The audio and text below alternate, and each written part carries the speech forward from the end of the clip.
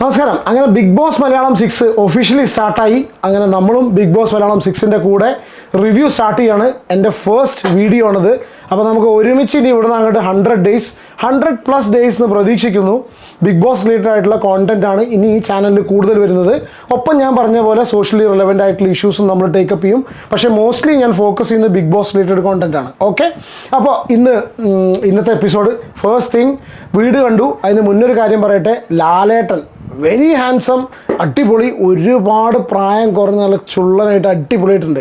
എനിക്ക് ആ സ്റ്റേജിലേക്ക് കണ്ണട വെച്ച് വരുന്നതിന് മുന്നേ ലാലേട്ടൻ ആ ഒരു വീട്ടിലാ കിടന്നിട്ടുള്ളതും അവിടുന്ന് ആ പഴയ ആ ഒരു സ്വപ്നത്തിൻ്റെ റിലേറ്റഡ് ആയിട്ടുള്ള ഏതോ സ്വപ്നം പൂവണിയുന്നത് അല്ല എന്നെ പാട്ട് വന്നിട്ടുണ്ട്. ആ പാട്ട് റിലേറ്റഡ് ആയിട്ടുള്ള ആ പാട്ട് സമയത്തുള്ള ലാലേട്ടനെ എന്തോ ഭയങ്കര ഇഷ്ടപ്പെട്ടു. നമ്മൾ പറയില്ലേ പഴയ ലാലേട്ടൻ എന്ന് പറയുമല്ലോ. പഴയ ലാലേട്ടൻ എന്തായാലും തിരിച്ചു വരില്ല എന്നുള്ള കാര്യം നമുക്കറിയാം. പക്ഷെ എന്നാലും പഴയ ഒരു അപ്പിയറൻസും ആ പല്ലൊഴിച്ച് ബാക്കിയെല്ലാം ആ ഒരു ലാലേട്ടൻ്റെ ഒരു നല്ലൊരു ഭയങ്കര ഹാൻസം ആയിട്ടുള്ള ഒരു ലാലേട്ടൻ നമുക്ക് കാണാൻ പറ്റിയ പ്രാവശ്യം. ഓക്കെ, പിന്നെ ഇപ്രാവശ്യം ബിഗ് ബോസ് എൻ്റെ ടാഗ് ലൈനെന്ന് നമ്മൾ കണ്ടിട്ടുണ്ട്, ഒന്ന് മാറ്റി പിടിച്ചാലോ എന്ന്. ഈ ബിഗ് ബോസിൻ്റെ ടാഗ് ലൈൻ മാറ്റി പിടിച്ചാലോ എനിക്ക് എൻ്റെ ചാനലിലും നമ്മുടെ ഈ ഒരു വീഡിയോസിലും ചെറിയൊരു ചേഞ്ച്, ചെറിയൊരു റെലവൻസ് ഉണ്ട്, ചെറിയൊരു ഇമ്പോർട്ടൻസ് ഉണ്ട് ആ ടാഗ് ലൈനിലും. കാരണം വെച്ചാൽ ഞാനും ഇപ്രാവശ്യം ഒന്ന് മാറ്റി പിടിച്ചാലോ എന്ന് ചിന്തിക്കുന്നുണ്ട്. റീസൺ എന്താണെന്നറിയോ? നിങ്ങൾക്കറിയാം, ഞാൻ കഴിഞ്ഞ പ്രാവശ്യത്തെ റിവ്യൂ വീഡിയോസൊക്കെ ചെയ്ത സമയത്ത് നിങ്ങൾക്ക് പൊതുവേ എൻ്റെ ഒരുപക്ഷെ ചിലപ്പോൾ നിങ്ങൾ എൻ്റെ റെഗുലർ വ്യൂവർ ആണെങ്കിൽ എൻ്റെ ഒരു ക്യാരക്ടർ മനസ്സിലായിട്ടുണ്ടാവും. ഞാൻ കഴിഞ്ഞ പ്രാവശ്യം ഒരുപാട് പറഞ്ഞിട്ടുണ്ട്, നമ്മൾ ഈ റിവ്യൂ ചെയ്യുന്ന സമയത്തൊക്കെ കുറച്ചൊക്കെ എത്തിക്സ് കീപ്പ് ചെയ്ത് മാത്രമല്ല, നമുക്കെന്താ വെച്ചാൽ മറ്റുള്ളവരെ ഹേർട്ട് ചെയ്യുന്ന രീതിയിൽ ഒരുപാട് ഹേർട്ട് ചെയ്യുന്ന രീതിയിലുള്ള വീഡിയോസ് ഞാൻ അങ്ങനെ ചെയ്യാറില്ലായിരുന്നു. എൻ്റെ പഴയ വീഡിയോസ് കണ്ടവർക്ക് എന്നെ വളരെ ക്ലിയർ ആയിട്ട് അറിയാം. ഓൺ ദ സെയിം ടൈം ഞാൻ ചിന്തിക്കും, ഈ കണ്ടസ്റ്റൻസ് ഉള്ളിലാണെങ്കിൽ കൂടി അവർ ശരിയാണ്, അവരെല്ലാം ഫേസ് ചെയ്യാൻ റെഡി ആയിട്ടാണ് ബിഗ് ബോസിലേക്ക് പോയിരിക്കുന്നത്. കണ്ടസ്റ്റൻസിൽ ഉള്ളിലാണെങ്കിൽ തന്നെ ഇവരുടെ ഒരു ഫാമിലി പുറത്തുണ്ട്. അപ്പോൾ അവരുടെ സെൻറ്റിമെൻറ്റ്സ് കൂടി റെസ്പെക്റ്റ് ചെയ്തിട്ടാണ് ഞാൻ ഇതുവരെ വീഡിയോസ് ചെയ്തിരുന്നത്. അതുകൊണ്ട് തന്നെ പല കാര്യങ്ങളും നമ്മൾ തുറന്നടിച്ച് മുഖത്ത് നോക്കി പറയുന്ന രീതിയിലുള്ള വീഡിയോസ് ഞാൻ ചെയ്തിരുന്നില്ല. ഡിപ്ലോമാറ്റിക്കായിട്ട് സംസാരിക്കാൻ ആഗ്രഹമുള്ളൊരു വ്യക്തിയാണ് ഞാൻ. അപ്പോൾ അങ്ങനെ ഞാൻ ചെയ്തിരുന്നില്ല. അത് ഇപ്രാവശ്യം ഞാനൊന്ന് മാറ്റി പിടിച്ചാലോ എന്ന് വിചാരിക്കുന്നുണ്ട്. ഓരോരുത്തരുടെ ക്യാരക്ടർ എത്ര വന്നാലും അടിസ്ഥാനമായിട്ടും ചേഞ്ച് ചെയ്യാൻ പറ്റില്ല. പക്ഷെ ഞാൻ ട്രൈ ചെയ്ത് നോക്കുകയാണ്. നമ്മുടെ ഇപ്രാവശ്യം നമ്മൾ എന്താണോ നമുക്ക് മനസ്സിൽ തോന്നുന്നത് ബ്ലണ്ട്ലി എന്നുള്ള പോലെ, അതായത് വെട്ടിത്തുറന്ന് നമ്മുടെ അഭിപ്രായം എന്താണെന്നുള്ളത്, എൻ്റെ അഭിപ്രായം എന്താണെന്നുള്ളത്, അവരുടെ പുറത്ത് ഫാമിലീസ് ഉണ്ട്, സെൻറ്റിമെൻറ്റ്സ്, അതൊന്നും നമ്മൾ നോക്കുന്നില്ല. ഇന്നത്തെ ലോഞ്ച് എപ്പിസോഡ് അല്ലെങ്കിൽ ലൈവ് എന്താണോ നടന്നിട്ടുള്ളത് അത് റിലേറ്റഡ് ആയിട്ടുള്ള അഭിപ്രായങ്ങൾ വെട്ടിത്തുറന്ന് നമ്മൾ പറയുന്നു. ഓക്കെ, വീട് അടിപൊളിയാണ്. ഞാൻ വീടിൻ്റെ കാര്യത്തിൽ നോട്ടീസ് ചെയ്തൊരു കാര്യം എന്ന് വെച്ചാൽ, പൂള് ഞാൻ കണ്ടില്ല. ഇനിയിപ്പോൾ എനിക്ക് ആ ഒരു പോർഷൻ മിസ്സായതുകൊണ്ടെന്ന് അറിയില്ല, നിങ്ങൾ കറക്റ്റ് ചെയ്യുക. പൂള് പ്രാവശ്യം ഞാൻ കണ്ടില്ല. ഒരു പക്ഷേ ചിലപ്പോൾ കഴിഞ്ഞ പ്രാവശ്യം പൂളിൽ മൈക്കൂരി വെക്കണം, ആ സമയത്ത് പലരും ഡിസ്കസ് ചെയ്യുന്നു, സംസാരിക്കുന്നത് പുറത്തേക്ക് കേൾക്കുന്നില്ല എന്നുള്ളവരെ ആ ഒരു DFK ഒക്കെ പറഞ്ഞ് മറ്റേ ഉമർ ലുലു റിലേറ്റഡ് ആയിട്ടുള്ള ആ ഒരു കോൺട്രവേഴ്സി കാര്യങ്ങൾ കൊണ്ടാണോ ഇപ്രാവശ്യം പൂളില്ലാത്തതെന്ന് അറിയില്ല. എന്തായാലും ഇപ്രാവശ്യം പൂള് അങ്ങനെ കണ്ടിട്ടില്ല. ഓക്കെ, അങ്ങനെ 4 ബെഡ്റൂംസ് ഉണ്ട്. ഒരു ചെറിയ ബെഡ്റൂംസ്, പിന്നെ ഒരു പവർ റൂം, എക്സ്ട്രാ റൂം, അതിനുള്ളിൽ താമസിക്കുന്നവർക്ക് സ്പെഷ്യൽ പവർ ഉണ്ടായിരിക്കും. അങ്ങനെ കുറച്ച് കാര്യങ്ങളൊക്കെ പറഞ്ഞു. ഓക്കെ, ഇനി നമുക്ക് മെയിനായിട്ട് ഇതിലേക്ക് കിടക്കാനുള്ള എപ്പോഴും എല്ലാവരും നമ്മൾ ഭയങ്കര ആകാംക്ഷയോട് കാത്തിരുന്നിട്ടുള്ളത് അതിലെ കണ്ടസ്റ്റൻസ് ആണ്. ഡീറ്റെയിൽ ആയിട്ട് ഞാൻ പോകുന്നില്ല, 1 by 1. എനിക്ക് പെട്ടെന്ന് ഞാൻ കുറച്ച് പേരുകൾ അവിടെ നോട്ട് ചെയ്ത് വെച്ചിട്ടുണ്ട്. ആ നോട്ട് ചെയ്ത് വെച്ചിട്ടുള്ള പേരുകളിൽ നിന്ന് എനിക്ക് തോന്നിയ കാര്യങ്ങൾ, അവർ വന്നിട്ടുള്ളതും ബാക്ക്ഗ്രൗണ്ടും കാര്യങ്ങളൊന്നും നമ്മൾ സംസാരിക്കുന്നില്ല. അവരുടെ ആറ്റിറ്റ്യൂഡും അവർ വന്നിട്ടുള്ള സംഭവം, ആ സമയത്ത് എനിക്കെന്ത് തോന്നി എന്നുള്ള കാര്യങ്ങൾ ഞാൻ നിങ്ങളോട് ഷെയർ ചെയ്യുന്നു. നിങ്ങളുടെ കമൻസ്, പിന്നെ നിങ്ങളുടെ അഭിപ്രായങ്ങൾ നിങ്ങൾ കമൻറ്റ് ചെയ്യാവുന്ന. രണ്ടാമത്തെ കേസ്, നമ്മൾ ഈ ജേർണി തുടങ്ങുകയാണ്. നിങ്ങൾക്ക് ആരെങ്കിലും ബിഗ് ബോസ് കണ്ടൻറ്റ് ആരെങ്കിലും എൻ്റെ ഈ ചാനൽ സബ്സ്ക്രൈബ് ചെയ്യാതെ കാണുന്നുണ്ടെങ്കിൽ ദയവേത് സബ്സ്ക്രൈബ് ചെയ്യുക, പിന്നെ ബെൽ ബട്ടൺ അമർത്തുക. ഓക്കെ, അപ്പോൾ നമുക്ക് നേരെ പരിപാടിയിൽ പോവാം. ഓക്കെ, ഫസ്റ്റ് വന്ന് അൻസിബയാണ്. ഓക്കെ, അറിയാം, ദൃശ്യത്തിൽ മോഹൻലാലിൻ്റെ ജോർജ് കുട്ടിയുടെ മകൾ. വേറെ കൂടുതലായിട്ടൊന്നും പറയാനില്ല. ഭയങ്കര തടിച്ചിട്ടാണ് വന്നിട്ടുള്ളത്. ബോഡി ഷെയ്മിങ്ങും കാര്യങ്ങളൊന്നുമല്ല, തടിച്ചിട്ടാണ് വന്നിട്ടുള്ളത്. അപ്പോൾ പോകുന്ന സമയത്ത് നല്ല സ്ലിം ബ്യൂട്ടി ആയിട്ട് ഇറങ്ങിപ്പോവും എന്ന് വിചാരിക്കുന്നു. പിന്നെ രണ്ടാമത് ജിൻഡോ ബോഡി ക്രാഫ്റ്റ്. അറിയില്ല പുള്ളി എത്രത്തോളം കണ്ടൻറ്റ് തരുന്നുള്ളത്. കാരണം എനിക്ക് തോന്നുന്ന സമയത്ത് ഒരു കുറച്ച് ഭയങ്കര ഒരു ഫ്ലെക്സിബിൾ ഒരു ആക്ടിങ്, ഫ്ലെക്സിബിൾ അല്ല, ഒരുപാട് കോണ്ടൻറ്റ് തരുന്ന ഒരു വ്യക്തി ആയിട്ട് എനിക്ക് എന്തോ പേഴ്സണലി ആദ്യം ഫീൽ ചെയ്തിട്ടില്ല. ഞാൻ എൻ്റെ റിവ്യൂസും വീഡിയോയും കാര്യങ്ങളൊക്കെ നിങ്ങൾക്കറിയാം, കഴിഞ്ഞ സീസൺ കണ്ടവർക്കാണ്. നമ്മൾ അപ്പം കണ്ടതാണ് പറയുന്നത്. അതായത് ഞാൻ എന്താണോ അതിൽ കണ്ടിട്ടുള്ളത് അത് വിളിച്ച് പറയുന്നു. മേ ബി നെക്സ്റ്റ് ടൈം അവരുടെ കാര്യത്തിൽ വരുന്ന സമയത്ത് നമ്മൾ ഡെഫിനറ്റ്ലി അത് തിരുത്താനുള്ളൊരു സംഭവം നമ്മൾ ഡെഫിനറ്റ്ലി കാണിക്കുന്നുണ്ട്. ഓക്കെ, ഒന്നത് ജിൻഡോ. പിന്നെ അതിലൊരു ജിൻഡോൻ്റെ ഭാഗത്ത് നിന്ന് കുറച്ചൊരു ഒരു അയ്യോ പാവം അമ്മയുടെ കാര്യം, ലങ്സിൻ്റെ ഇഷ്യൂ, അങ്ങനത്തെ കുറച്ച് കാര്യങ്ങളൊക്കെ വന്ന് പറഞ്ഞു. ഓക്കെ, അത് കുറച്ചൊരു സെൻറ്റിമെൻറ്റ്സ് വർക്കൗട്ട് ആവുന്ന രീതിയിലുള്ള ഒരു പക്ഷേ ചിലപ്പോൾ അയാളുടെ ലൈഫിൽ നടന്ന കാര്യങ്ങളായിരിക്കാം. ഓക്കെ, ആൾ പറഞ്ഞ ഒരു പോയിന്റ് എനിക്ക് സ്ട്രൈക്കിംഗ് ആയി തോന്നി. കാരണം വെച്ചാൽ ഞാൻ എൻ്റെ സ്വയം ബോഡി ഒരു ഫിറ്റ്നസ് ട്രെയിനറാണ്, സെലിബ്രിറ്റി ഫിറ്റ്നസ് ട്രെയിനറാണ്. ഒരു ഫിറ്റ്നസ് ട്രെയിനർ നോർമലി എന്താ വെച്ചാൽ സ്വന്തം ബോഡി ശ്രദ്ധിക്കുന്നതിനേക്കാളും കൂടുതൽ മറ്റുള്ളവരുടെ ശരീരം നന്നാക്കാനും അവരുടെ ഫിറ്റ്നസ് അവരെ ട്രെയിൻ ചെയ്യിക്കാനും നോക്കുന്നത്. ആ ഒരു കാര്യം ജിൻഡോ എടുത്ത് പറഞ്ഞത്, അതായത് സ്വന്തം കാര്യം നോക്കാതെ അവനെ professional even though he's a body builder, പുള്ളിയുടെ കാര്യം നോക്കാതെ ആളുടെ ജിൻഡോ ബോഡി ക്രാഫ്റ്റ് എന്നതിൻ്റെ പേര് പുള്ളി മറ്റുള്ളവരുടെ ബോഡി ക്രാഫ്റ്റ് ചെയ്യാൻ വേണ്ടിയിട്ടുള്ള ആ ഒരു മനസ്സുണ്ടെന്ന് പറഞ്ഞ സമയത്ത് എനിക്ക് എന്തോ സ്ട്രൈക്കിംഗ് ആയി തോന്നി. ഓക്കെ, യമുന റാണി അതിനിടയ്ക്ക് സൂയിസൈഡൊക്കെ ശ്രമിച്ചിരുന്നു, 14th ഫ്ലോറിൽ നിന്ന് ചാടാൻ ശ്രമിച്ചിരുന്നു എന്നൊക്കെ പറഞ്ഞു.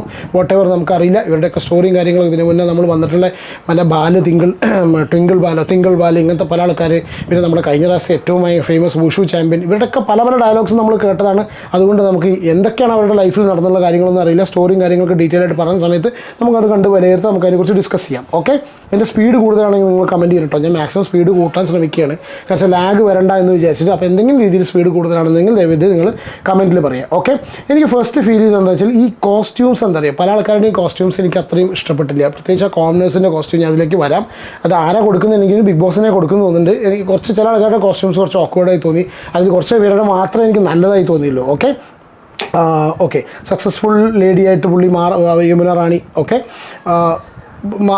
സക്സസ്ഫുൾ ലേഡിയാണ്, അവർ ഇനി ഇതിലും സക്സീഡ് ചെയ്യും എന്നൊന്നും കാര്യങ്ങളൊക്കെ പറയുന്നു. ഓക്കെ, ഋഷി ഞാൻ ഇപ്രാവശ്യം നോക്കി കാണുന്നൊരു വ്യക്തിയാണ്. ഒരു കണ്ടൻറ് ക്രിയേറ്റർ ആയിരിക്കും ഡെഫിനറ്റ്ലി എന്ന് തോന്നുന്നുണ്ട്. ഒരു എൻ്റർടൈനർ ആയിരിക്കും എന്ന് തോന്നുന്നു. നമ്മൾ റംസാനെ കണ്ടിട്ടുണ്ട്, അതുപോലെ നമ്മുടെ ഫുക്രുവിനെ കണ്ടിട്ടുണ്ട്. അപ്പോൾ ആ ഒരു റേഞ്ചിൽ നമ്മൾ ആരെയും കമ്പയർ ചെയ്ത് സംസാരിക്കില്ല. പക്ഷെ നമുക്ക് പെട്ടെന്ന് തോന്നുന്ന സമയത്ത് യങ് ആയിട്ടുള്ളൊരു വ്യക്തി വരുന്ന സമയത്ത് അതാണ് തോന്നുന്നത്. ഓക്കെ, പിന്നെ പിന്നത്തെ ഇന്ന് ജാസ്മിൻ്റെ ഇൻട്രോ കൊടുത്ത സമയത്ത് ഡിപ്രഷൻ, സൂയിസൈഡ്, ടോക്സിക് പാരൻറ്റിങ് ഇത് റിലേറ്റഡ് ആയിട്ടൊക്കെ സംസാരിക്കുന്ന ഒരു വ്യക്തിയായിട്ട് ജാസ്മിനെ പറഞ്ഞു. പക്ഷേ Jasmin is more sort of a beauty vlogger എനിക്ക് തോന്നുന്നു. എനിക്ക് തോന്നുന്നില്ല ഞാൻ ജാസ്മിനെ ക്രിട്ടിസൈസ് ചെയ്തിട്ടും ജാസ്മിൻ്റെ കോണ്ടന്റ് എടുത്തിട്ടും, എസ്പെഷ്യലി ആ ക്രീമിൻ്റെ കേസിലൊക്കെ ഒരുപാട് വീഡിയോസ് ചെയ്തിട്ടുള്ളതാണ്. ഒരുപാട് ഈ ജാസ്മിൻ അസ്ലാം ആർലി ഇഷ്യൂലൊക്കെ നമ്മൾ ജാസ്മിൻ്റെ ഒരുപാട് വീഡിയോസ് ചെയ്തിട്ടുള്ളതാണ്. ജാസ്മിനെ ഞാൻ ആ സമയത്തൊക്കെ കംപ്ലീറ്റ് ആയിട്ട് സപ്പോർട്ട് ചെയ്ത് അസ്ലയെ കുറ്റം പറഞ്ഞ രീതിയിലാണ് നമ്മൾ വീഡിയോസും കാര്യങ്ങളൊക്കെ ചെയ്തിട്ടുള്ളത്. എന്താണ് ജാസ്മിൻ ഇതിൻ്റെ ഉള്ളിൽ ചെന്നിട്ടുള്ള കോണ്ടന്റ് തരിക എന്നുള്ള അറിയില്ല. ഓവർ ആക്ടിംഗ് ആണ് എനിക്ക് ജാസ്മിൻ്റെ കാര്യത്തിൽ ഏറ്റവും കൂടുതലായിട്ട് ഫീൽ ചെയ്തിട്ടുള്ളത്. മേ ബി അത് അവരുടെ നേച്ചർ ആയിരിക്കാം, നമുക്കറിയില്ല. നമുക്കിതിലൊക്കെ കാണുന്ന സമയത്തും വ്ളോഗിൽ കാണുന്ന സമയത്തും അവരുടെ ഫേസ് എക്സ്പ്രഷൻസും കാര്യം. ജാസ്മിൻ ഒരു ഹ്യൂജ് ഫാൻ ഫോളോയിങ് ആണ്. അപ്പോൾ ഞാൻ ഇന്ന് പല ആൾക്കാരോട് സംസാരിച്ച സമയത്ത് പല ആൾക്കാരും സംസാരിച്ച സമയത്ത് ജാസ്മിൻ ഒരു ഹ്യൂജ് ഫാൻ ഫോളോയിങ് ഉണ്ട്. അപ്പോൾ ടോപ്പ് 5ലേക്ക് എത്താൻ സാധ്യതയുള്ളൊരു കണ്ടസ്റ്റൻ്റാണ് ജാസ്മിൻ എന്ന് പറയുന്നതും കേട്ടു. On the same time Jasmin ഒരു ഹ്യൂജ് ഫാൻ ഫോളോയിങ് ഉള്ളത് കൊണ്ട് തന്നെ ജാസ്മിനെ കുറിച്ച് കോണ്ടന്റ് ചെയ്ത് നല്ല രീതിയിൽ പറഞ്ഞു കഴിഞ്ഞാൽ അതിന് കൂടുതൽ എന്താ പറയുക മൈലേജ് കിട്ടും, കൂടുതൽ വ്യൂവർഷിപ്പ് കിട്ടും എന്നുള്ള രീതിയിലൊക്കെ സംസാരങ്ങളൊക്കെ കേട്ടു. നമുക്കതൊന്നും ഹല്ലിവല്ലി, നമ്മുടെ അറബിക്കിൽ UAE-ലൊക്കെ പറയും ഹല്ലിവല്ലി, നമുക്കതൊരു വിഷയം തന്നെയല്ല. നമ്മുടെ കാര്യങ്ങൾ എന്തോ വെട്ടിത്തുറന്ന കാര്യങ്ങൾ ഇപ്രാവശ്യം ഒന്ന് മാറ്റി പിടിക്കാൻ തന്നെ തീരുമാനിച്ചിട്ടുണ്ട്. കുറച്ചൊക്കെ ഓവർ ആക്ടിങ് പോലെ എനിക്ക് തോന്നിയിരുന്നു. പാവം കുട്ടിയായിരിക്കാം ഒരു പക്ഷേ. What ever. പിന്നെ നമ്മുടെ സിജോ ടോക്സ്, സിജോൻ്റെ വീഡിയോസൊക്കെ ഞാൻ കാണാറുണ്ട്. റിയാക്ഷൻ വീഡിയോസ് സിജോ ചെയ്യുന്നുണ്ട്. സിജോ നമ്മുടെ എക്സ് കണ്ടസ്റ്റൻ്റ് മറ്റേ ലേഡി ഉണ്ടല്ലോ, എന്താ പറയുക, ദയാച്ചു തമ്മിൽ ഭയങ്കര ഫൈറ്റ് നടക്കുന്ന ആൾക്കാരാണ്. സിജോയും ദയയും തമ്മിലുള്ള ഫേസ്ബുക്ക് ഫൈറ്റ്സും കാര്യങ്ങളൊക്കെ ഉണ്ട്. മാഷാണെന്ന് പറഞ്ഞു. സിജോ എനിക്കൊരു പ്രോമിസിങ് ആയിട്ടുള്ളൊരു വ്യക്തിയായിട്ട് ഫീൽ ചെയ്തു. നമുക്ക് ആരും ഇതിന് നേരിട്ട് പരിചയമോ കാര്യങ്ങളോ ഒന്നുമില്ല. പക്ഷേ ഞാനും നിങ്ങളെപ്പോലെ തന്നെ സോഷ്യൽ മീഡിയയിൽ കണ്ടിട്ടുള്ളത് മാത്രമേ ഉള്ളൂ. പിന്നെ എല്ലാവരും ഉറ്റുനോക്കുന്ന കണ്ടസ്റ്റൻ്റാണ്. ഒരുപാട് പേർക്ക് പരിചയമുള്ളൊരു വ്യക്തിയാണ് ജാൻമണി ദാസ്. അതായത് അവരുടെ സ്ട്രഗിൾസും കാര്യങ്ങളൊക്കെ നമ്മൾ അതിനെക്കുറിച്ച് പുറത്തുനിന്ന് കേട്ട സംഭവിച്ചിട്ട് അവർ ഒരുപാട് സ്ട്രഗിൾ ചെയ്ത് എത്തിയൊരു ലേഡിയാണ്. അവരും അതിനുള്ളിൽ ചെന്നിട്ട് നല്ല രീതിയിലുള്ള നമുക്ക് എൻ്റർടൈൻമെൻറ്റ് തരുമെന്ന് വിചാരിക്കുന്നു.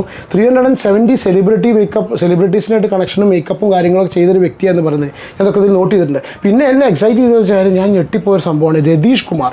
നമ്മുടെ കാവിലത്തുമ്പിൽ പാട്ട് എന്താണ് പാടി വന്ന പൈതലെന്നൊക്കെ പറയുന്ന പൈതലുണ്ടല്ലോ, ഉണ്ടാ ചങ്ങാതി വന്ന സമയത്ത് ഫസ്റ്റ് ഓഫ് ഓൾ എനിക്ക് ഭയങ്കര ഓക്വേർഡ്. ഞാൻ വെട്ടി തുറന്ന് പറയണം, ആരും ഒന്നും പ്ലീസ് ഒന്നും വിചാരിക്കരുത്. നമുക്കത് തിരുത്താം, നമുക്ക് പോകുന്നതോറും നമുക്ക് തിരുത്താം.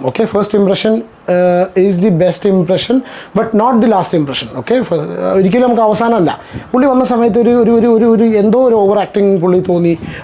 നമുക്ക് എന്തൊക്കെയോ ഇങ്ങോട്ട് വരണ്ട അങ്ങനെ എന്തൊക്കെയോ സംസാരമൊക്കെ അവർ ഒരുപക്ഷെ ചിലപ്പോൾ അവരുടെയൊക്കെ ക്യാരക്ടർ അങ്ങനെ ആയിരിക്കാം.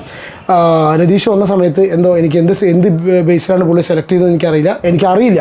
ഞാൻ ഈ വ്യക്തിയെ കുറിച്ച് കാര്യങ്ങളൊന്നും കേട്ടില്ല. ഒരുപക്ഷെ ചിലപ്പോൾ അയാളുടെ ഉണ്ടാ പാട്ട് വന്ന സമയത്ത് തന്നെ ഞാൻ ഏതാ ഈ ചങ്ങാതി എന്ന് സീരിയസ്ലി ഞാൻ വിചാരിച്ചിരുന്നു.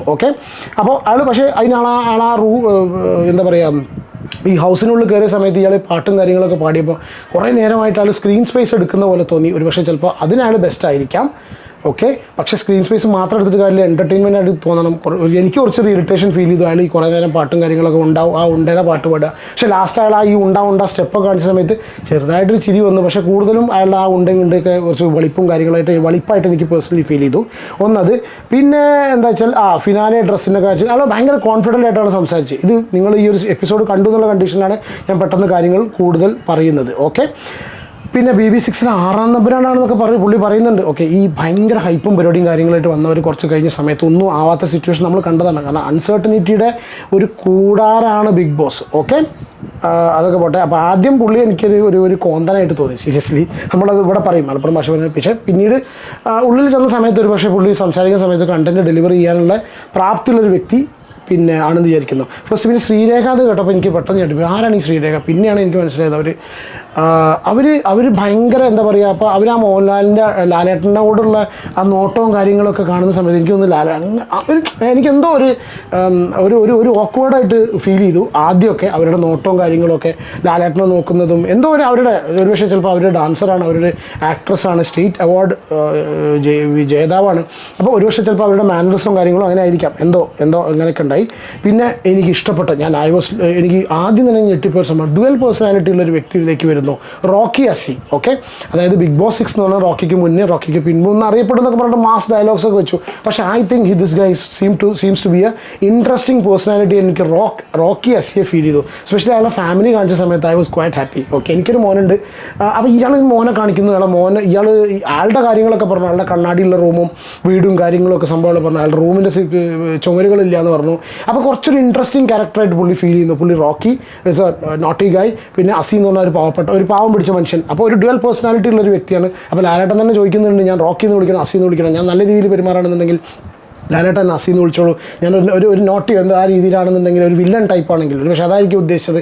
അങ്ങനെയാണെന്നുണ്ടെങ്കിൽ എന്നെ റോക്കി എന്ന് വിളിച്ചോളൂ എന്നൊക്കെ പറഞ്ഞു.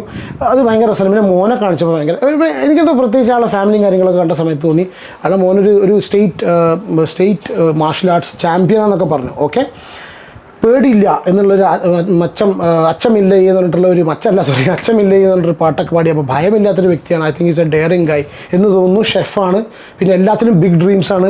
ബിഗ് ആ ഒരു ബിഗ് സാൻഡ്വിച്ചും കാര്യങ്ങളൊക്കെ കാണിച്ചു. ഓക്കെ, പിന്നെ നോറ മുസ്കാൻ ഞാൻ കേട്ടിട്ടില്ല. സോഷ്യൽ മീഡിയ ഇൻഫ്ലുവൻസറാണ്, സ്ട്രീമറാണെന്നൊക്കെ പറയുന്നു. I don't no. പിന്നെ വന്നത് അർജുൻ ശ്യാം എന്ന് പറഞ്ഞിട്ടുള്ള ഫസ്റ്റ് നമ്മളിതിൽ പ്രഡിക്ഷൻ ലിസ്റ്റിലൊക്കെ കേട്ടൊരു വ്യക്തിയാണ്. 120 കിലോ ഉണ്ടായിരുന്നൊരു വ്യക്തി ട്രാൻസ്ഫോർമേഷൻ, ആ ഒരു ഡിറ്റർമിനേഷൻ ഉള്ളൊരു വ്യക്തി. ട്രാൻസ്ഫോർമേഷൻ കൊണ്ട് 90 കിലോയിലേക്ക് എത്തിച്ചിട്ടുള്ള നല്ല ഹൈറ്റുള്ള നല്ല പേഴ്സണാലിറ്റി ഉള്ള അടിപൊളി എന്താ പറയുക ആറ്റിറ്റ്യൂഡുള്ള ഒരു മോഡലിനെയാണ് കണ്ടത്. എന്തോ he seems to be a little bit promising. കാരണം വെച്ചാൽ പുള്ളിക്ക് എന്തോ ഒരു പ്രത്യേക ആറ്റിറ്റ്യൂഡ് ഉണ്ട്. പ്ലസ് എനിക്ക് ഫീൽ ചെയ്തിട്ടുള്ളൊരു സംഭവം എന്താണെന്ന് വെച്ചാൽ ഈ വ്യക്തിയെ ഒരുപാട് ഹൈപ്പ് കൊടുത്തിട്ട് കൊണ്ടുവരുന്ന പോലെ തോന്നി. ഒരുപാട് ഹൈപ്പ്. കാരണം പുള്ളി ഇതിൽ ബൈക്കിൽ വന്നിറങ്ങി കഴിഞ്ഞ ശേഷം എന്തോ ഭയങ്കര ഹൈപ്പ് ഫീൽ ചെയ്തു എനിക്ക്. ഓക്കെ, അത് കഴിഞ്ഞതിന് ശേഷം ഇപ്പോൾ ലാലേട്ടനാണെന്നുണ്ടെങ്കിലും ലാലേട്ടൻ ഞാനൊന്ന് ഹഗ് ചെയ്തോട്ടെ എന്ന് അവനോട് അങ്ങോട്ട് ചോദിക്കുന്നു. അർജുനോട് അങ്ങോട്ട് ചോദിക്കുകയാണ് ലാലേട്ടൻ ഞാനൊന്ന് ഹഗ് ചെയ്തോട്ടെ എന്നുള്ളത്. അതെന്താണെന്ന് എനിക്കറിയില്ല. പുള്ളി ഒരു സ്പെഷ്യൽ ഹൈപ്പ് എന്തോ ഏഷ്യാനെറ്റ് കൊടുത്തു.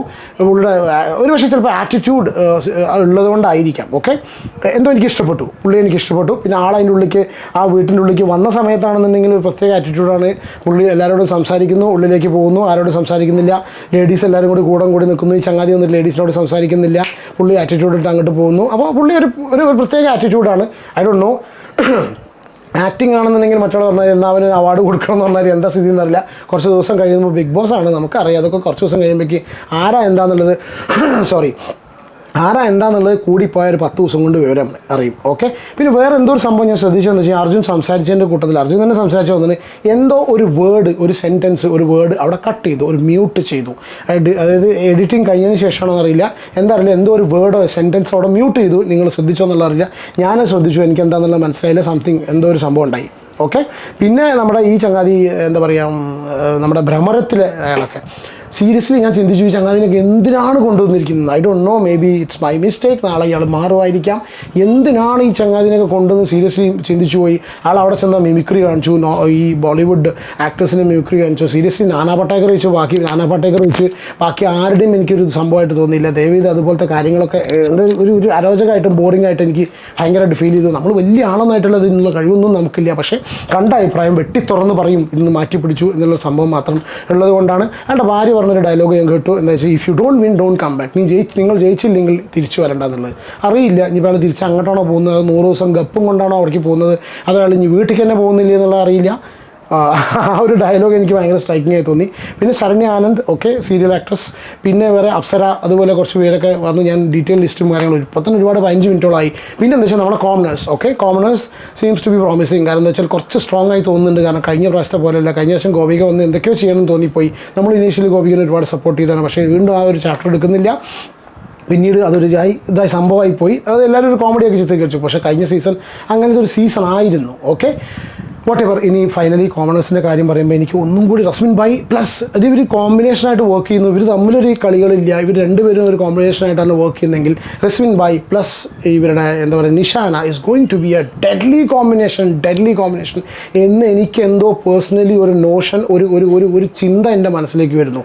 കാരണം സെൻറ്റ് ട്രീസസ് കോളേജ്, ഒരു physical education teacher, rider Nishana, അവരുടെ ഹസ്ബൻഡിനെ support even after marriage, after having kids, she's travelling a lot. Backpacker സുധീരെ കൂടെ ട്രാവൽ ചെയ്യുന്നുണ്ട്. ഒരുപാട് ട്രാവൽ ചെയ്ത ലേഡിയാണ്. അവർക്ക് എന്തോ നമുക്ക് ഒറ്റയ്ക്ക് തനിയെ ബൈക്ക് എടുത്ത് ട്രാവൽ ചെയ്യുന്നൊരു വ്യക്തി, ഞാൻ ഇതിന് മുന്നേ എൻ്റെ വീഡിയോയിൽ പറഞ്ഞിട്ടുണ്ട്. അങ്ങനെ ചെയ്യുന്നൊരു വ്യക്തി എന്ന് പറയുമ്പോൾ she seems to be daring. അപ്പോൾ അവരെ സംബന്ധിച്ച് Bigg Boss it seems to be, എനിക്ക് തോന്നുന്നുണ്ട് എല്ലാ കണ്ടീഷൻസും ഫേവറബിൾ ആണെന്നുണ്ടെങ്കിൽ അവർ രണ്ടുപേരും ഒരുമിച്ചും കൂടെ ആണെന്നെങ്കിൽ it's going to be a deadly combination. പ്രത്യേകിച്ച് അവർക്ക് കോമണേഴ്സിന് ഒരു പ്രത്യേക പവർ കൂടി ബിഗ് ബോസ് കൊടുത്തു. നിങ്ങൾ ശ്രദ്ധിക്കേണ്ടതാണ്. അവരെല്ലാവരെയും കണ്ടു, അവിടെ കണ്ട് മനസ്സിലാക്കിയിട്ട് എന്തൊക്കെ കാര്യങ്ങൾ ചെയ്തു എന്നുള്ള അറിയില്ല. എന്താണെങ്കിലും ഇതാണ് ഇന്നത്തെ എപ്പിസോഡിന് കംപ്ലീറ്റ് വൈൻഡപ്പ്. പിന്നെ അവസാനം വന്നിട്ട് റിനോഷ് വന്നിട്ട് പാട്ട് പാടിയിൽ എനിക്ക് കുറച്ചൊക്കെ ഞാൻ ശ്രദ്ധിച്ച് കേട്ടു. ഞാൻ പിന്നെ അത് കംപ്ലീറ്റ് ആയിട്ട് കേൾക്കാമെന്നില്ല സീരിയസ്ലി. റിനോഷിനെ എനിക്ക് കഴിഞ്ഞ സീസണിൽ റിനോഷിനെ ആദ്യം അവൻ്റെ ക്യാരക്ടർ ഭയങ്കര ഇഷ്ടമായിരുന്നു. But the purpose of his visit to Bigg Boss was like കിടന്നുറങ്ങിയിട്ട് വെള്ളം കുടിച്ചിരിക്കുന്ന ഒരു സിറ്റുവേഷൻ, വാഴ പോലെ നടന്ന ഒരാൾ നെക്സ്റ്റ് സീസണിൽ വന്നിട്ട് സ്വന്തമായിട്ട് റൈറ്റ് ചെയ്ത് കമ്പോസ് ചെയ്തിട്ട് ഒരു മ്യൂസിക് കൊണ്ടുവന്ന് അതിൽ പാടുകയാണ്. കയറായിരിക്കണം എന്നൊക്കെ പറയുന്ന സമയത്ത് ഇത് പരസ്പര വിരുദ്ധമായിട്ട് ഒരു സംഭവമായിട്ട് തോന്നി. കാരണം കഴിഞ്ഞ പ്രാവശ്യം ഒന്നും ചെയ്യാതെ ഒരു ഫയറും കയറും ഒരു കയറും ഒന്നും ആവാത്തൊരു മനുഷ്യൻ ഇപ്രാവശ്യം വന്നിട്ട് ഫയർ ആവണം എന്നൊക്കെ പറഞ്ഞ സമയത്ത് ചെറിയൊരു ഇത് തോന്നിപ്പോയി. അപ്പോൾ ഇതാണ് ഒരു എപ്പിസോഡിൻ്റെ കംപ്ലീറ്റ് വൈൻഡപ്പ്. ഇനി ഇവിടെ നിന്ന് അങ്ങോട്ടുള്ള കംപ്ലീറ്റ് അടുത്ത ഒരു ഡീറ്റെയിൽഡ് ആയിട്ടുള്ള ഓരോ ചെറിയ ഇൻസിഡൻസിനോ ഇത്രയധികം ലെങ്തി ആക്കാതെ ഞാൻ നോക്കാട്ടോ വീഡിയോസ്. നമുക്ക് ഫ്രീക്വൻ്റ് ആയിട്ട് എത്ര ചെയ്യുമെന്ന് അറിയില്ല. നമ്മുടെ ജോലിയും പരിപാടിയും കാര്യങ്ങളുണ്ട്, അതിൻ്റെ കൂട്ടത്തിലാണ് എല്ലാ കാര്യങ്ങളും മെയിൻറ്റെയിൻ ചെയ്ത് പോകുന്നത്. അപ്പോൾ അടുത്ത വീഡിയോയിൽ കാണാം. പിന്നെ ഒരു കാര്യം പറയട്ടെ, നിങ്ങൾ ആരെങ്കിലും ചാനൽ സബ്സ്ക്രൈബ് ചെയ്യാതെയാണ് ഈ വീഡിയോസ് കാണുന്നുണ്ടെങ്കിൽ ദയവേത് സബ്സ്ക്രൈബ് ചെയ്യുക, കൂടെ ഉണ്ടായിരിക്കുക. സ്പീഡ് കൂടുതലാണെങ്കിൽ ദയവേത് പറയാം, നമുക്ക് സ്പീഡ് കുറയ്ക്കാം. അതല്ല സ്പീഡ് കുറവാണെന്നുണ്ടെങ്കിൽ ദയവേത് 1.5 അല്ലെങ്കിൽ 1.75 1.25 2 ഇട്ടിട്ട് കേൾക്കുക. എന്നാൽ പെട്ടെന്ന് നിങ്ങൾക്ക് വീഡിയോസ് എല്ലാവരും കണ്ടു തീർക്കാം. അപ്പോൾ എല്ലാവരും ലൈവിൽ ബിസി ആയിരിക്കും. നമ്മൾ കാണാം. അപ്പോൾ ഇവിടുന്ന് അങ്ങോട്ട് മാറ്റി പിടിച്ചിരിക്കുന്നു, വെട്ടി തുറന്ന് സംസാരിക്കാൻ പോകുന്നു. എന്താണോ തോന്നുന്നത് അപ്പോൾ പറയുന്നു. അവർ ഫാമിലി ഉണ്ടോ, അതിനുള്ള ആൾക്കാരുണ്ടോ, അങ്ങനത്തെ ചിന്തയും യാതൊരു വസ്തുവില്ല. കാണുന്നു, എനിക്ക് തോന്നുന്നു ഒരുപക്ഷെ 100% മിസ്റ്റേക്ക് ആയിരിക്കാം. കറക്റ്റ് ചെയ്യൂ, നിങ്ങളുടെ കമൻറ്റ് പറയുക. നമ്മൾ അതിനനുസരിച്ചുള്ള അടുത്ത വീഡിയോയും പരിപാടിയും കാര്യങ്ങളൊക്കെ ചെയ്യുന്നതായിരിക്കും. Take care and God bless. By.